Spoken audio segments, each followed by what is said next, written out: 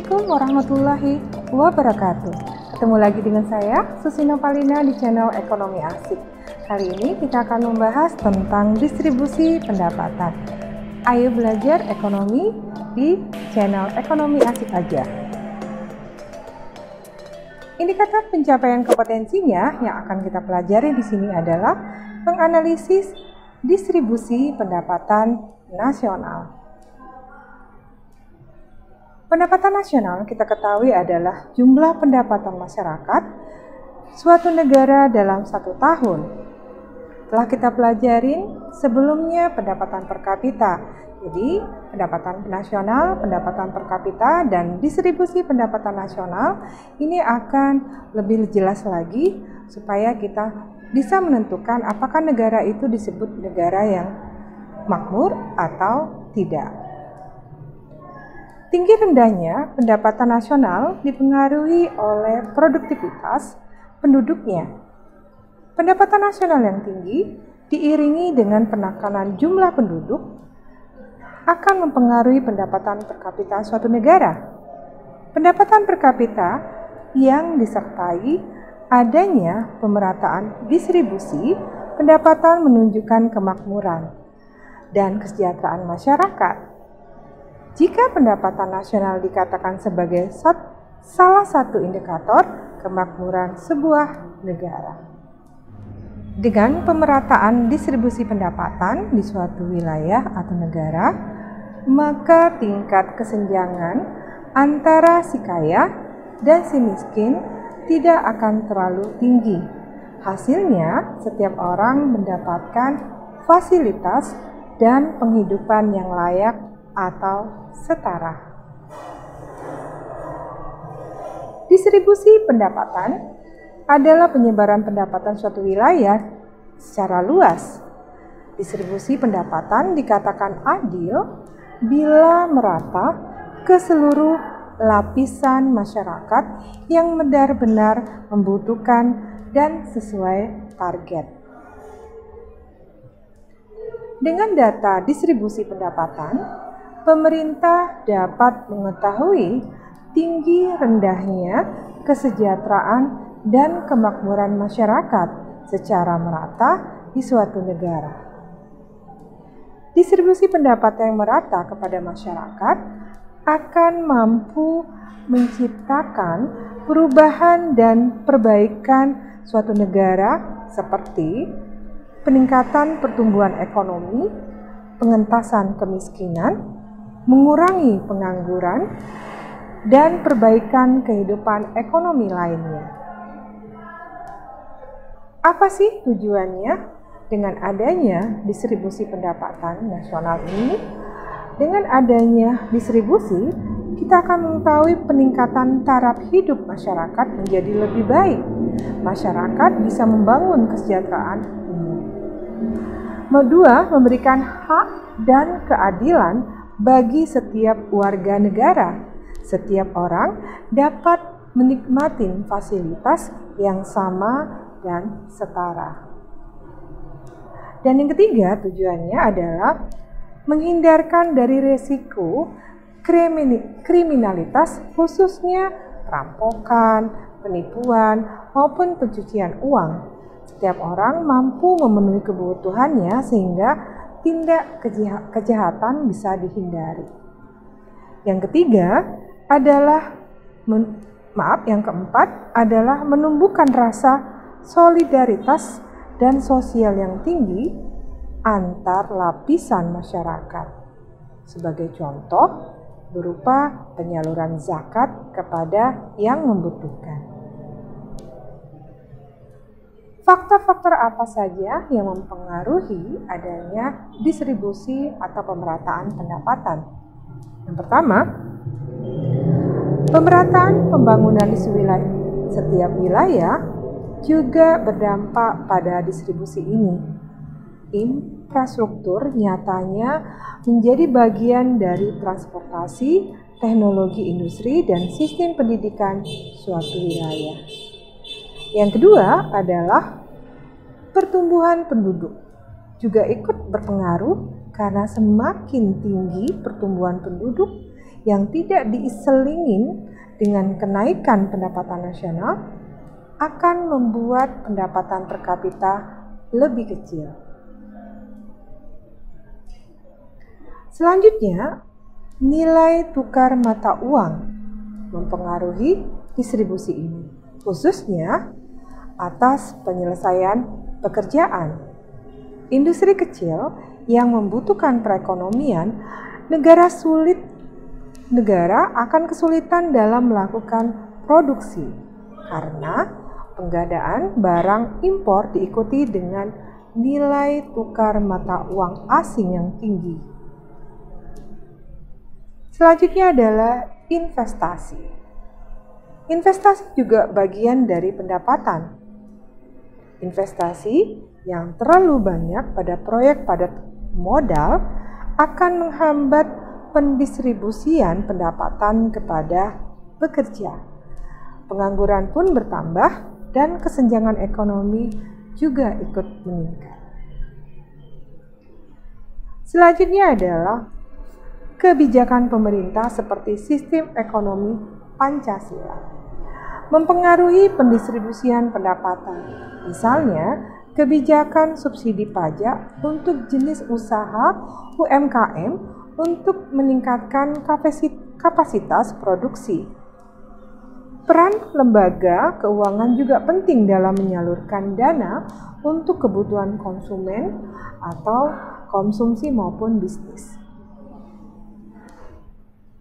Indikator apa saja yang dapat mendeteksi ketimpangan distribusi pendapatan? Kita bisa lihat dari kurva Lorenz dan koefisien Gini. Apa itu kurva Lorenz? Kurva ini tentang menjelaskan ketidakmerataan pembagian kekayaan atau pendapatan. Kurva terdiri dari segi 4, garis diagonal pada segi 4 terdapat satu kurva real yang menghubungkan dua titik diagonal. Dalam kurva Lorenz terdapat dua sumbu, yaitu sumbu horizontal dan sumbu vertikal. Sumbu horizontal adalah bagian kumulatif penduduk. Kita bisa nilai angkanya 0 sampai 100%. Dan sumbu vertikal bagian kumulatif kekayaan atau kita sering sebut dengan jumlah pendapatannya. Koefisien Gini adalah ukuran ketidakmerataan atau ketimpangan agregat secara keseluruhan. Angka yang berkisar antara 0, kalau dia 0 berarti pemerataannya sempurna menurut koefisien Gini. Kalau 1, dia ketidaktimpangannya sangat sempurna. Jadi dari 0 sampai 1 nanti hitungannya. Kita berjelas lagi dengan grafiknya. Koefisien Gini dapat diperoleh dengan menghitung rasio bidang yang terletak antara garis diagonal dan kurva Lorenz dibagi dengan luas separuh bidang di mana kurva Lorenz itu berada. Lebih jelasnya, kita masuk ke kurvanya. Di sini, garis vertikal adalah persentase jumlah pendapatan nasionalnya dari 0 sampai 100. Dan horizontalnya adalah persentase populasi atau jumlah penduduk dari 0 sampai 100. Nah, di sini ada perbandingan daerah yang diaksir dengan daerah kurva Lorenz. Lebih jelasnya kita perhatikan di sini.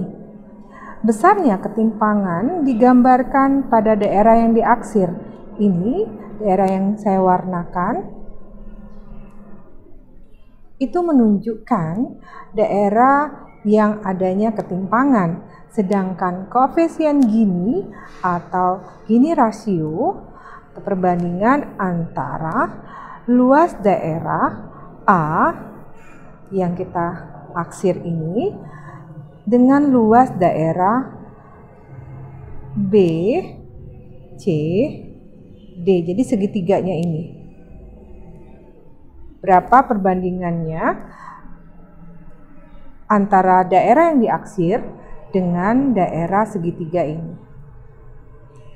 Dari gambar tersebut dapat dikatakan bahwa bila pendapatan didistribusikan secara merata dengan sempurna, maka semua titik akan terletak pada garis diagonal.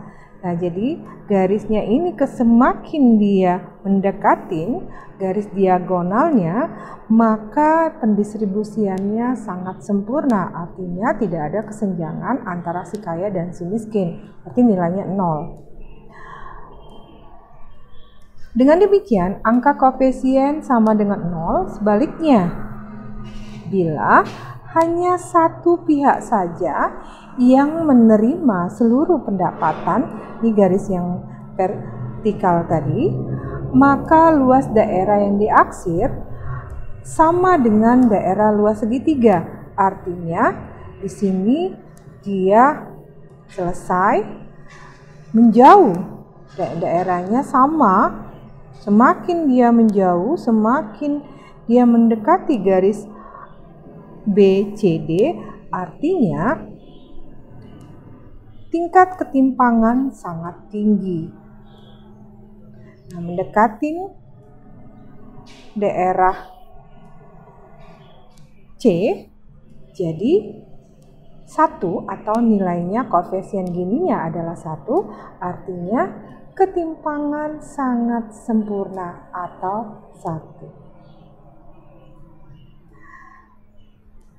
Kita ulang lagi, semakin dekat kurva dengan garis diagonal, ini garis diagonalnya, maka semakin kecil tingkat ketidakmerataan atau makin sempurna pembagian pendapatan. Jadi semakin dia mendekatkan diri ke garis diagonalnya, artinya pemerataan pendapatan sangat sempurna. Kita lihat dari koefisien gini dibagi atas beberapa kelas. Kalau dia nilai rasio gininya adalah 0, maka sangat sempurna. Kalau 0 sampai 0,3 artinya relatif merata. 0,3 sampai 0,5 itu ketidakmerataan sudah mulai terjadi, tapi masih rendah. 0,5 sampai mendekatin 1 artinya ketidakmerataan pembagian pendapatan itu tinggi, sedangkan rasio gininya adalah 1, maka ketidakmerataan pendapatan itu sangat sempurna. Rumus koefisien gini di sini fungsinya kita sigma dari FI adalah jumlah penerimaan pendapatan kelas I dalam persentase, dan di sini ada pendapatan jumlah kumulatif dari semua persentase pendapatan pada kelas ke I. Jadi itu. Sampai di sini dulu pembahasan kita pada distribusi pendapatan nasional. Nah, dengan adanya penjelasan distribusi pendapatan nasional, kita baru tahu bahwa ketidakseimbangan atau ketidakmerataan pendapatan akan mempengaruhi kesejahteraan suatu negara. Sampai jumpa. Jangan lupa ya, like, share, dan subscribe, serta bunyikan loncengnya supaya nanti video berikutnya kalian dapat menerima notifikasi. Sampai jumpa. Assalamualaikum. Dah.